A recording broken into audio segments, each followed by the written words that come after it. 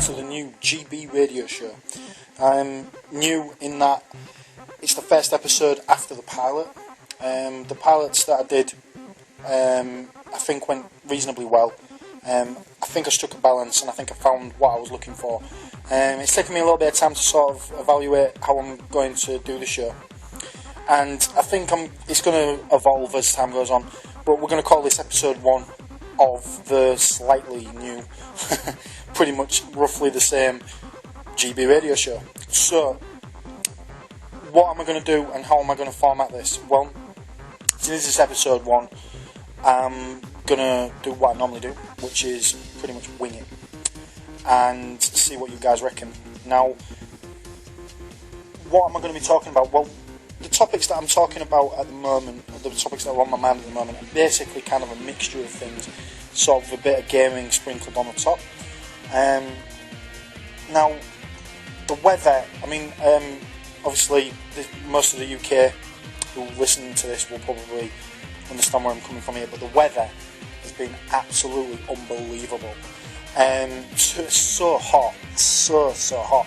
I don't know if you can hear sort of in the background, it's not the microphone that's kind of buzzy, it's the fan. I've got a beastly fan going. I am absolutely roasting hot, and it's put me off my stride a little bit with my gaming. It shouldn't do. It's put me off my stride a little bit. I'm not like normally I'm in the zone. Normally when I play games, I want to be 100% focused. I don't want to play a game and not get something out of it, emotionally or actually or whatever. I can't sort of play a game and do something else, if that makes sense. I can't be focused on something gaming-wise and have something else going on. I suppose it's the equivalent of reading a book. I can't read a book on a bus because there's all people chatting away, and I kind of lose my concentration, kind of lose my thread of the story or whatever. And this is sort of what happens to me when I'm playing my games, is unless I know 110% that I'm not going to be disturbed in some way, I can't really focus. Now, that's pretty bad because obviously a lot of what I do in terms of my gaming at the moment is RPGs and sort of like heavily involving games. It's a tough one because I want to enjoy this. I'm playing sort of on and off. I'm playing alternate reality on the Atari 8-bit. Now, the game is unfinished, basically, and that is a sick joke. That is a travesty of the highest order, because if it had been finished, it would have been amazing. It is amazing. The story of it is amazing, and I'm not just about the story in the gameplay. I'm on about the story of its development, the story of how it came to be. It's amazing in itself. It could fill a novel. It's that genius. I happened to stumble across the game. I can't exactly remember. I just sort of was. Oh yeah, that was it. Yeah, I saw it in Retro Gamer magazine. Just a little screenshot in Minority Report, the Minority Report section, and I was like, yeah, we'll give it a go. I like Atari 8-bit, but I don't know a huge amount. I was kind of playing games like Savage Pond and what else? Oh yeah, some Infocom adventure games and stuff like that. I think I got Zork. I definitely played a lot of text adventures, bizarrely, when I had my 65XE back in the day. Now, I didn't have a huge amount of games, in fairness, but I loved the system. It was my first system, for God's sake, so naturally I'm going to love it. Now, you sort of fast forward to nowadays, and I am as big a fan as I should be. I don't know enough to be able to get a bunch of games together and play them and enjoy them. I'm still sort of feeling my way around the system to some extent. Now, the SIO to SD interface just makes life so much easier because I can just drag and drop and I'm playing games. Now, there are some amazing games on the Atari 8-bit, some truly remarkable technical achievements, and for me, games like sort of Rescue on Fractalus and the Eidolon, things like that, are amazing titles, technically speaking. I mean, even games like Ball Blazer, pretty much any of the Lucasfilm games, or you know, they're all pretty special. However, alternate reality is unbelievable. I've bashed on about it on Twitter till I'm probably sicking people to death about it, but the general gist of it is that, in my mind, it is basically the Morrowind of the 80s. And what I mean by that is very simple. You've got yourself a first-person, free-roaming role-playing game on Atari 8-bit. And when I say free-roaming, I mean it. You know, barring slight memory restrictions and things like that, you can basically move left, right, up, down. You know what I mean? You can basically do what you do. There ain't no stairs or nothing. It ain't as technically accomplished as Morrowind, obviously. But for a game that is basically in just short of, what is it, 32k or something, that's pretty intense. That is pretty amazing. Now, it comes on 2 discs, double-sided. So, to me, that means 4 different files. Obviously running it off SIO to SD. Now, playing the game is not as laborious as it sounds, because the disc swapping is kind of kept to a minimum, and it's pretty cool. Now, the general gist of alternate reality is it's kind of like the Matrix, basically. Think of it, it's almost pretty much like the Matrix. Basically, an alien race comes down and kind of takes you away, and kind of puts you in, like, I don't know, well, yeah, alternate reality. And this alternate reality kind of keeps you going, kind of keeps you sane or something, whilst your body is being used for, like, bizarre purposes. I think it's just to power something. I'm not entirely sure. I think it is just pretty much the Matrix. But this is the thing you've got to understand here. This story was developed back in the 80s, so this was, like, before the Matrix, like, by a big amount. So, you know, just sort of get your heads around that sort of concept for a moment. A Matrix concept before, like, you know, before the Matrix. Now, playing the game, how the game flows, is basically, the first part of it is what they call the city. So that's basically like your shops and your sort of areas to sort of look around and stuff like that. So it's kind of, there's banks in it, there's pubs in it, bloody all sorts. Everything that you'd expect in a classic role-playing game is in this thing. Now, you've even got the stat rolls, where you can actually roll your stats when you create a character. It's got all that in there. And when you get into the game, and you actually start playing it, it suddenly dawns on you the scope of this thing. As you're walking around, you get into random encounters with baddies, and you can attack and do what you do. Classic role-playing fare. Anyone who's played any kind of role-playing game is going to get straight into this and understand it. Now, as you progress, you can obviously earn money from killing the baddies, blah blah blah. Now, the city is completely open-ended. There's no mission structure whatsoever. You just basically find places and just do whatever you want to do. And it seems kind of bizarre, because you're thinking to yourself, well, why not? Why isn't there no structure? Why is there no missions? Or, why is it just completely open-ended? And it becomes more and more apparent as you play the game, what the vision of the game was supposed to be. And basically, as you sort of travel, you find different locations. Naturally, shops, taverns, blacksmiths, all that kind of stuff. But what you also discover is that there are completely new locations, like completely new areas. Now, I happened to find, what would they call it? That was it. Yeah, like a palace. So I found like a palace. I went to the palace entrance, and as I went through the palace entrance, the game froze, asking me for the disc for the palace. And I'm thinking, disc for the palace? What are you on about, disc for the palace? So I'm scouring the internet thinking, well, what the hell's this? And basically, the game was sort of like a multi-part series, right? And the idea behind it is that the city was purposefully and deliberately open-ended, so as to sort of acquaint you with the game style and acquaint you with the way the game plays, and sort of give you that sort of freedom to develop your character. There's all kinds of hidden stats in the game about your alignment, good, bad, all that kind of stuff. There's all kinds of extras and bits and pieces that you're not fully appreciative of or fully au fait with until you start getting really into the game. For example, if you got into scraps that you've caused, then you kind of become evil or kind of become bad, and stuff like that. none of this is made immediately aware to you in the game. It's just something that becomes apparent as you play. Going into obviously I didn't have the Palace disc, so I was kind of stumped and I was kind of gutted. So obviously going back to my previous save, I started rummaging around some more.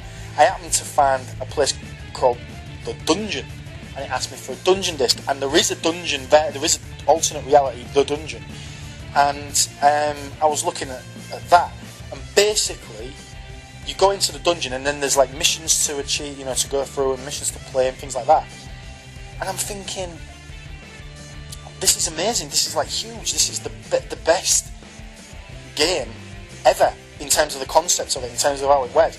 Can you imagine the scope for this thing? You know, you've got yourself a massive world. Now, I sort of did a bit more scouring, found a map of the city, which helped no end, as you can imagine. But there are other areas which you cannot access, and it asked for discs, and I'm like, oh, for God's sake.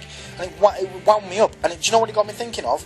And you're all going to say it in unison together, Shenmue. That game is totally unfinished as well. And this thing is exactly the same, a totally unfinished game.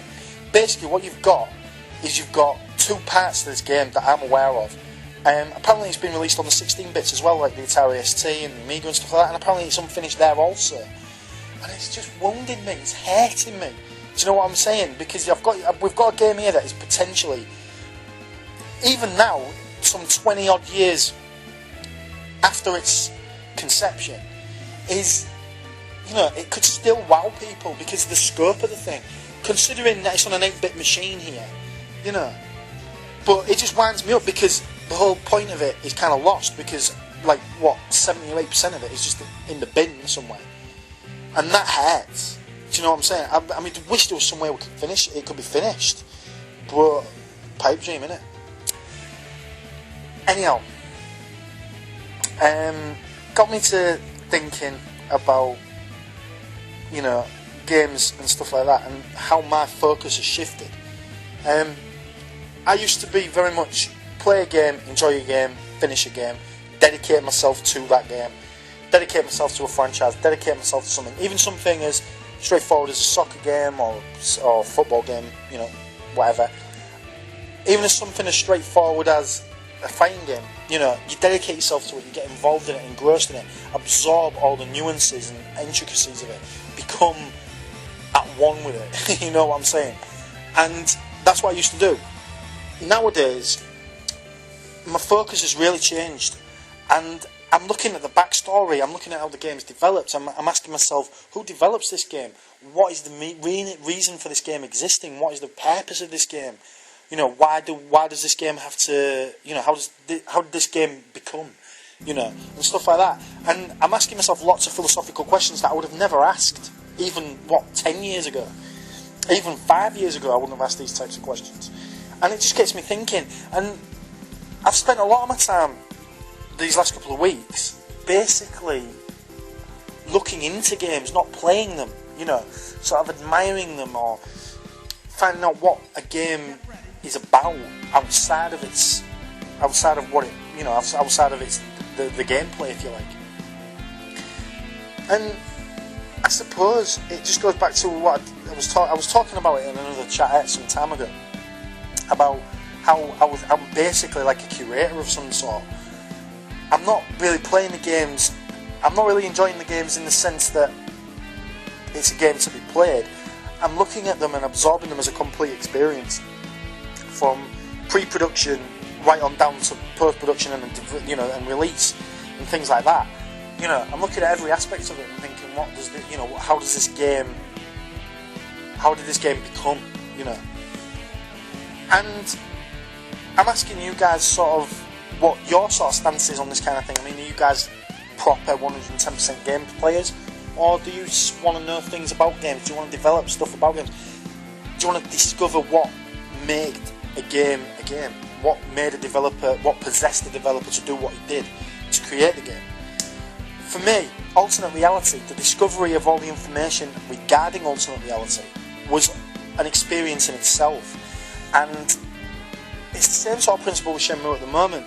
Looking at, I mean, on Twitter now, there's random people that I'm following who are basically just obsessed with getting Shenmue 3 out there.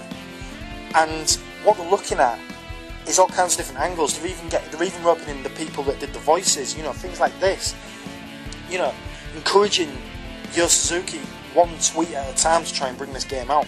And it's, I don't know. I mean, I don't know. Maybe I'm being negative or something, but you just think to yourself, is it going to work? Is it going to happen? And you really want it to with everything that you've got. I would buy a system purely to play Shenmue 3. But again, this is the thing. This is what concerns me about games like Alternate Reality, games like Shenmue. Basically unfinished games series, as they say. What would hurt me with regards to Shenmue 3 is if they couldn't. I'd want them to bring the experience together as a complete whole. And what I mean by that is, I would want them to release all of the content, all of the games, on a format specifically. So, for example, on Xbox, on PlayStation, on whatever, on Wii or whatever. I'd want them to create a complete experience from A to Z. So what I'm saying is, I don't want them to just go, "There's Shenmue 3, thanks." I would want them to create an experience around it and create some hype, create a little bit of excitement about the game. And I mean, I think I hate to do this. I hate to say it this way because it basically means that you're gonna end up spending more money. But to encourage this thing to encourage us to have Shenmue 3, I would have made the suggestion, and I have made the suggestion on Twitter, that Sega they create episodic content, and basically what they do is, if you think back to your Dreamcast days, Shenmue 1 came on 4 discs? Shenmue 1 came on 4 discs, right? There was 3 discs for the main game and 1 disc for the passport disc. Now, your discs there were GD-ROMs, so they had about 1.3 gigs of space. Now, 3 discs for the first game, 4 discs for the second. Now, if you think of it as each disc's an episode, think of it that way, what have you got there? You've got yourself, 7 episodes? Yeah? So they could just release it like an episode at a time, yeah? So episode 1, give it a bit of an HD makeover, chuck in the camera and the extras that the Xbox version had, and maybe just put a little smattering of, maybe just clean up the textures a little bit. Some of the textures were a bit rougher and ready. Chuck in a few new Sega characters that they've released, or maybe sort of put in some new Sonic figures and things like that in the collectibles side of things, and just sort of bring everything together as one sort of coherent whole. Because for me, one of the other reasons that I liked Alternate Reality, one of the other reasons that I like Shenmue, is because of the persistent saves. So, for example, you save your character on Shenmue 1, it then you save all the states and everything. That then gets translated over into Shenmue 2, and that appeals to me. I don't know what it is about persistent saves. Not many games utilise it. I mean, I can off the top of my head, Eye of the Beholder, that used persistent saves. I think someone said to me Dragon Age, but I don't know if that's true. Shenmue, obviously. Alternate Reality has a persistent save type of feel to it, in the sense that the other games in the series were to utilise your character's save position or whatever. I mean, for me, I would like to see them put the content out there episodic. I'd want them to tie it up a little bit, make it nicer, make it look good. I'd want them to do something with the story arc to make it smooth all the way through. So instead of having a definitive Shenmue 1 and a definitive Shenmue 2, I'd want them to create sort of something where it becomes a sort of all-encompassing kind of thing. And then I would want them to then release Shenmue 3 on the back of that publicity, on the back of that wave of hype, because everyone's going to be getting into Shenmue all over again. You put out, maybe a classic Shenmue for the iOS platforms and things like that, and Android obviously, and just get just sprinkle Shenmue nicely over the systems, and just get yourself a nice bit of revenue together. And then you can gauge, that's the biggest way to see the fan reactions, right? And then you can on the back of all that, you can release Shenmue 4. I do absolutely no idea to this day why Sega haven't just chewed the arm off some developer who can just bang that stuff out in HD. You know, I have absolutely no idea. That is a franchise that has hardcore niche value. And you can release it as an episodic content. I mean, even if someone who's never played Shenmue before can just dive in, you know, if you release something that's got episodic content on there, chuck in a few bits and pieces to sweeten the deal. Imagine if they sort of broke the fourth wall a little bit and introduced something like a VMU minigame. Now, if you're a bit of a hardcore Shenmue fan, you'll know about some of the clever stuff that they did with the VMU.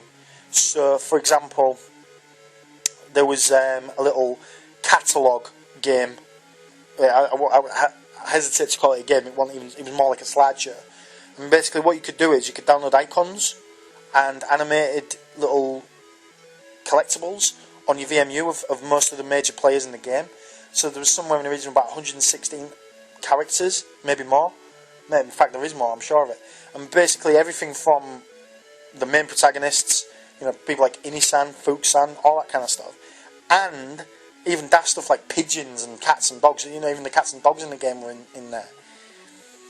And it's stuff like that that turns something simple into something special, you know. Maybe if they chucked in a little VMU style little emulator thing. You do understand what I mean? So like just something nice like that, just chucked it in as a little freebie. Or maybe even they released that as a little separate thing. Just saying, you know, maybe a little VMU minigame, you know, and then put in something like Shenmue is coming. You know, just something daft like that. Just any old thing. I mean, Sega, even though they've kind of fallen from grace, even though they're not necessarily a hardware developer no more, you know, they still have clout, they still have money and finance to do this shit. I have absolutely no idea why Sega can't just take put a bit of investment in it. They've got the assets, they've got the Shenmue assets, I'm certain of that. They've got the license. I don't see why they can't do something with it. It's a money spinner. You know what I'm saying? If they can just balance it right, they could even outsource development. You know, they've got tons of people on the books that do this sort of stuff. I mean, as I'm talking to you guys now, I'm staring at Crush 3D, published by Sega on the 3DS. Judging by the amount I paid for it, it must have sold about 3 copies. Do you know what I mean? They can be bothered to release something like that. And this game is probably the best game ever made. But let's just go purely on profit and money. Let's go on margins, let's go on graphs and pie charts and shit. Crush 3D, as it's called, probably didn't do them no favours. It probably sold a few, you know, it did nowhere near the same as maybe a Sonic game or blah blah blah blah blah, right? So why don't they just do some maths here? Why don't they just pull out some figures from their ass and just say, well, this isn't doing very well, this has the potential to do well, let's give it something that's going to make it, you know, mean something. And this is what I've always said from my time on Twitter and sort of idly in conversation with other gamers, is if you're going to hold on to something that has such a deep intrinsic value outside of gaming. I mean, people who talk about Shenmue now, there's people who talk about Shenmue who've never really experienced the game, but know of the experiences of it and things like that. This is the thing. The game isn't a game no more. It's kind of like a huge multimedia experience to people. People have gone on YouTube and watched videos about it and been intrigued by it and asked questions. I've had people talk to me saying, Shenmue, I've heard of it, but I've never played it. And you say to them, go play it. You know, Shenmue has affected a lot of gamers, and it's brought in so much to the industry that we now know. If you sort of think back, QTEs, you know, who even heard of QTEs, do you know what I mean? Yu Suzuki's introduced these QTEs pretty much, and it's kind of changed the face of how you game. There's a ton of reasons why Shenmue should exist still, and it shouldn't exist in the hearts and minds of Twitter fans. It should be something that's out there, earning money, generating money.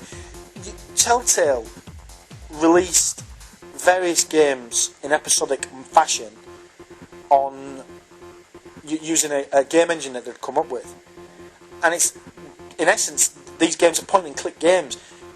Things like Back to the Future, things like The Walking Dead, stuff like that, you know.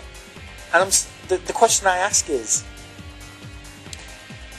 they're doing quite well, so the formula for episodic content works, right? It's Telltale are out there, they're doing things, they're making money, they're staking their claim in Gameland, right? Now what I'm saying is, why can't Sega do something similar? What is stopping them? We live in a digital age. There's no massive need for... There's no... The publishing aspect of it is signing some forms. I mean, they've already got iOS whatevers. They've already got all the things that they need because they're banging out crap all the time, yeah? They're banging out random stuff. I mean, on 3DS now, don't get me wrong, this is good news. They're releasing 3D updates on some of their 80s and early 90s arcade games and things like that. All good stuff, but is that the big money spinners that they're anticipating? You know what I'm saying? They're doing all these little things, you know, and they're reevaluating the way they do things online and all that rubbish. And all I'm saying to you is who's saying to them, don't release Shenmue yet, don't release Shenmue yet, you know, don't do anything with Shenmue at this moment. Who's pulling the strings that says no to Shenmue but yeah to Crush 3D? I mean, rewind to when the Saturn was out. We all quit. Pretty much every Saturn owner with a heart shouted at the top of their lungs, Grandia, yeah? And what did we get? Career Crisis. What did we get? Whiz. Do you know what I mean? Whiz. And this is the kind of brain mentality. Admittedly this was Konami, but if you sort of rewind back to the Saturn days, I don't think it would have changed the ultimate fate of the Saturn. The Saturn was kind of pretty much doomed. However, I think it would have made that sort of... I think it would have given it something. I think it would have given it a swan song or some kind of something more. If they'd have released Grandia, in English, obviously, and if they'd have released the, Castlevania Symphony of the Night, and maybe even the MSX collection to Western Shores, we got Career Crisis, we got Whiz. You know, these games are irrelevant. Whiz is exactly the same. It's almost exactly the same game as the Amiga game, and nothing wrong with the Amiga. Nothing wrong with the Amiga whatsoever. The game Whiz on the Amiga comes on 2 discs, 2 floppies. It's a sick joke, isn't it? I mean, think of it. You've bought Whiz on the Sega Saturn, and it's almost exactly the same. You know, it don't bear thinking about. And that was what they banged out instead of a game like, for example, Castlevania Symphony of the Night. Can you imagine if they'd released that on the Saturn with all that extra content in the West? It'd have blown people's minds.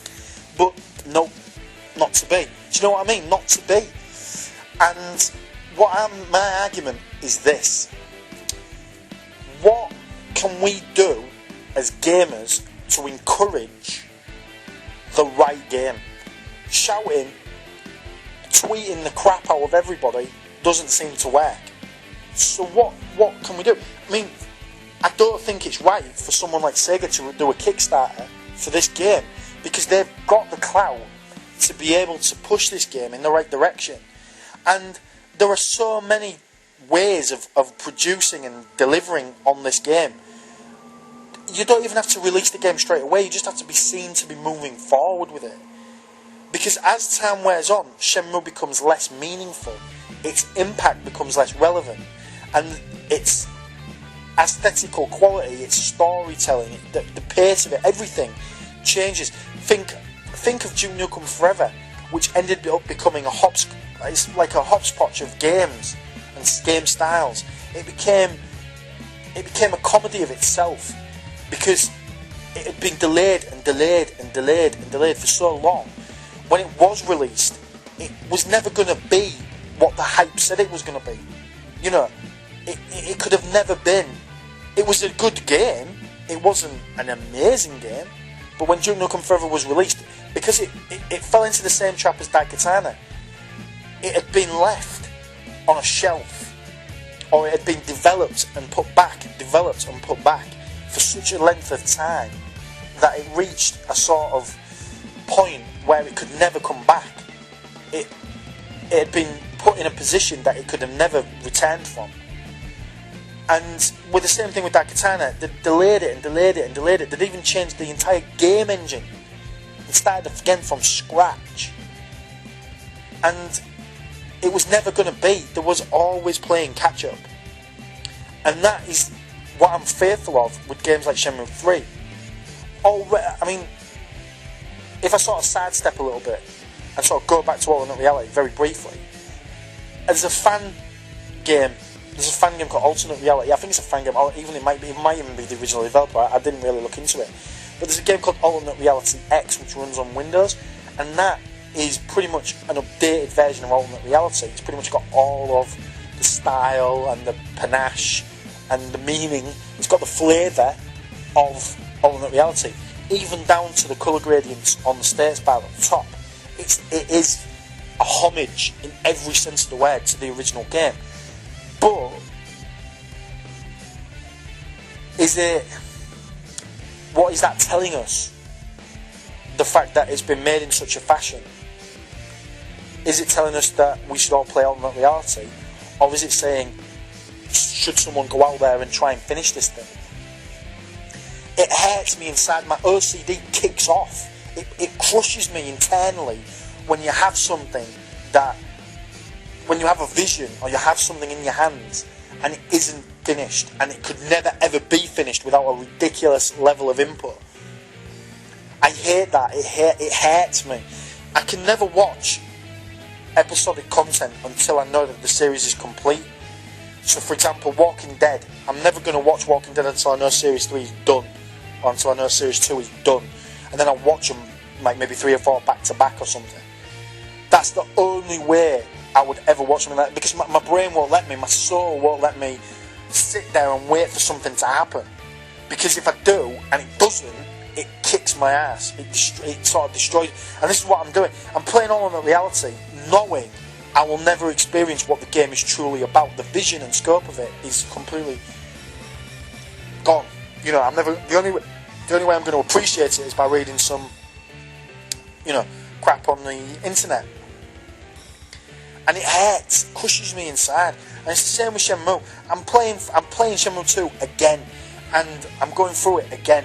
And that sounds like, when I say again, like as though that's a bad thing. It's not. I'm loving it. The experience is amazing to me. It gives me so much. But this is my problem.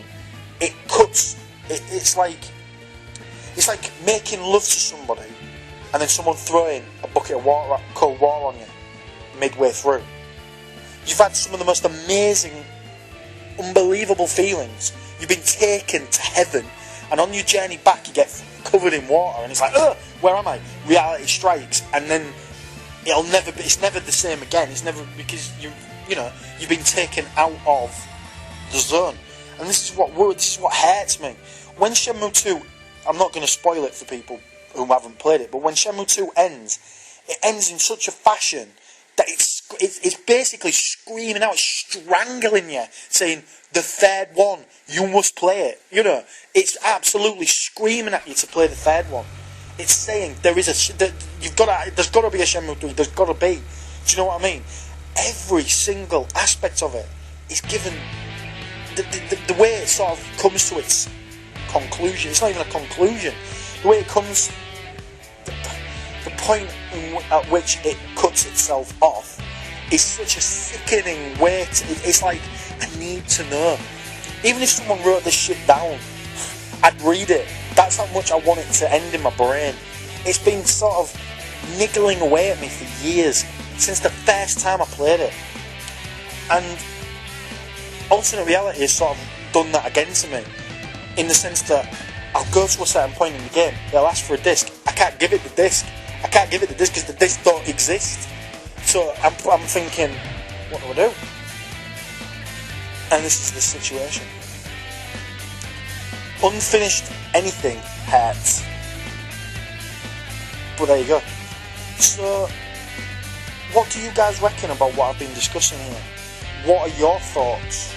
And I'm going to leave you in a moment with some conclusion, well, not even conclusions, just some random sort of thoughts.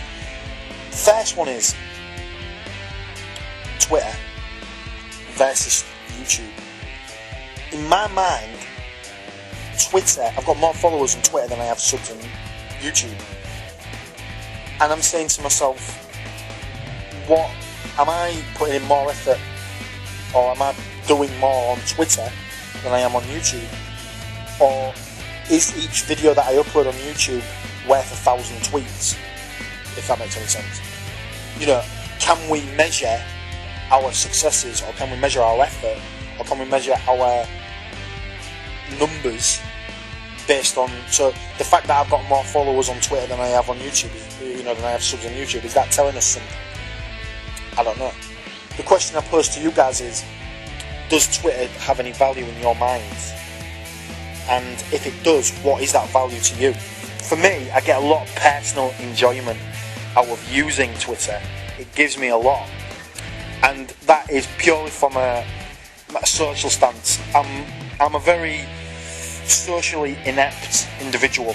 Outside of everything that I do, real life as it were, I'm exceptionally inept in social situations. I tend to suffer from foot in mouth syndrome, and that sort of is reflected in pretty much everything I do socially. Now, it isn't massive because I'm doing quite, you know, life's quite good, but it is there, it's sort of prevalent. You know, I've gotten into and out of quite a lot of situations by the way that I talk and the way that I sort of interact with people. And Twitter is a great way to sort of, to me, it's a kind of read between the lines kind of sort of thing.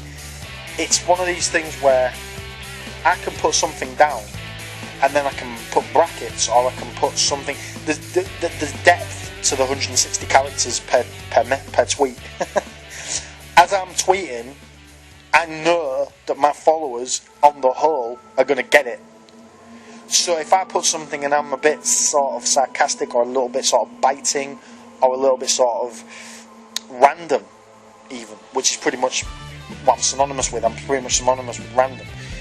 These things connect with the people that are following me, and that's so surprising to me that a bunch of people have, it's not even so much that they agree with me, it's that they sort of understand or appreciate or have some kind of connection with what I'm saying, what I'm tweeting. And that's what I've strived for since I was very young, is that sort of bond, that sort of connection. It's not even a bond, it's just that sort of, you're with people that understand what you say. They don't think, one of the worst things, one of the things that hurts me, kind of crushes me, it gets me a bit wound up actually, is when you have a conversation with someone and you say something that's pretty different, funny, interesting, whatever you want to describe it as, and then the person sort of looks at you confused and then goes, okay, and then does that stupid rising upper inflection thing, right at the end, okay. It takes the rise out of me. It insults me just that little bit. It riles me up a bit, because I'm just thinking, well, so does that mean that you're intellectually on a higher plane than me because you don't get what I'm saying, or is it maybe that I'm on a lower plane than everybody else? Do you know what I mean? It bugs me. It just bugs me. But then I've always been over analytical of situations, and that's always been, from what I've been told, that's always been my downfall. But there you go. So we're coming to the end of the radio show, and I ask myself, has it been worthy? Has it been worthwhile? Obviously time will tell. But what I will say to you is that, to me, the radio show at the moment, in terms of its format, it may change as time goes on. So what I want to do is I want to sort of have a couple of people jump on with me and maybe do like a kind of little hosty thing. But don't know if that's going to happen. I hope I can maybe come up with something there. But the other thing is, how is this coming across? Is this just coming across as a stream of consciousness, or is it relevant? I want you guys to be brutal, and I really do mean that. I want you guys to, if it warrants it, insult me. Do you know what I'm saying? Constructive criticism, unconstructive criticism, whatever. Just give it a little bit of justification. If you're going to call me a twat, give me some reason as to why, please. If you're going to totally hate on this, give me a clue. Even if it is something daft like you've got a shit voice, or you're an idiot, or I don't agree with you, or whatever. You know, just give me some feedback that has some essence of constructiveness about it, because it helps. It helps me a great deal. I love it, to be honest with you. I suppose it's because I'm an attention seeker, I don't know, but there you go. So there we go, guys. I'm coming to the end of my shit. I'm coming to the end of my show, or whatever you want to call it. Radio. And I just wanted to thank everybody that has listened to this. It's huge for me. Now, I've really sort of not thought what I was saying. I've just kind of just come out with it. And we'll see what you guys think of that, about that. I'm going to upload this, and I'm pretty much going to upload it as is. I'm not really going to faff about with it too much, and I want you guys to sort of tell me what you think. And with that in mind, guys, I'm going to call that a show. All the very best, and let me know what you think. See you guys in a bit.